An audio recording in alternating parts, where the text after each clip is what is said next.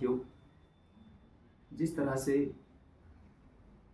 बनारस में यानी प्रधानमंत्री के संसदीय कार्य क्षेत्र में जिस तरह से मणिकर्णिका घाट जो हमारी पूज्य आराध्य देवी लोक माता अहिल्याबाई के द्वारा जीर्णोद्धार निर्माण कराया था, काशी विश्वनाथ सोमनाथ जैसे भारत में लगभग 17,727 मंदिरों का जिस जीर्णोद्धार पुण्य श्लोक लोक माता ने कराया, इस भारत की संस्कृति को समेटने के लिए, इस भारत की संस्कृति का विस्तार करने के लिए जिस तरह से उन्होंने अपना त्याग, अपना जीवन, अपने परिवार की आहुति और बलिदान दिया, उसी तरह से आज जिस तरह धर्म के नाम पर धर्मांधता फैलाई जा रही है, आज जिस तरह शिक्षा के नाम पर पाखंड फैलाया जा रहा है, यह अपने आप में एक बहुत दर्दनाक और बहुत ही घिनौना कार्य है जो वर्तमान सत्ताओं के द्वारा किया जा रहा है। पुण्य श्लोक लोक माता अहिल्याबाई एक ऐतिहासिक नाम ही नहीं है। पुण्य श्लोक लोक माता अहिल्याबाई धर्म, संस्कृति, न्याय और लोक कल्याण की वो प्रतीक हैं जिन्होंने इस भारत को पूरी दुनिया में एक पहचान दिलाई। आज सोमनाथ, काशी विश्वनाथ, बैजनाथ, आज जितने बड़े बड़े ये मंदिर धरोहर हैं जिस पर ये पूरा बिजनेस एम्पायर खड़ा कर रही हैं वर्तमान सत्ताएं, ये सब उस देवी की ही देन है।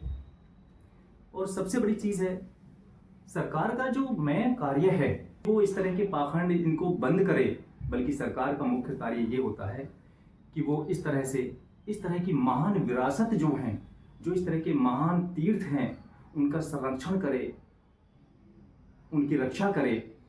लेकिन यहाँ तो उल्टा हो रहा है। और समाज के मैं देख रहा हूँ कई दिनों से कि समाज के जो अपनी आराध्या मानते हैं और कई करोड़ों लोगों का विरोध है, लेकिन सत्ता अपने नशे में अपनी ताकत का पूरा दुरुपयोग कर रही है, क्योंकि सत्ता भी तो हमारी ही बनाई हुई है। और समाज के मूक बधिर लोग, मैं सीधे मूक बधिर वर्ड का इस्तेमाल कर रहा हूँ, समाज के मूक बधिर धर्मांध लोग, पाखंडी लालची टाइप के लोग हाथ पे हाथ रख के इन सत्ताओं को संरक्षण दे रहे हैं।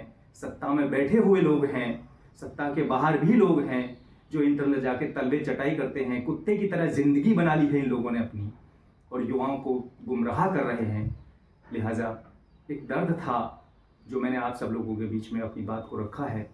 और कहीं भी जिस तरह से आप अपने को इस तरह समेट करके बैठे हुए हैं, एक दिन देखना आपका वजूद, आपका वर्चस्व खत्म कर दिया जाएगा इन वर्तमान सत्ताओं के द्वारा। जिस तरह से शिक्षण संस्थाओं को, ऐतिहासिक विरासतों को अपने धंधे के लिए, अपने बिजनेस के लिए यूटिलाइज किया जा रहा है और इन्हें तोड़ करके ख़त्म किया जा रहा है, इस देश को गुमराह बनाया जा रहा है। लिहाजा एक दिन इसका खामियाजा इस देश का सोया हुआ जो शिक्षित युवा है वो जरूर भुगतेगा। जय हिंद, जय भारत।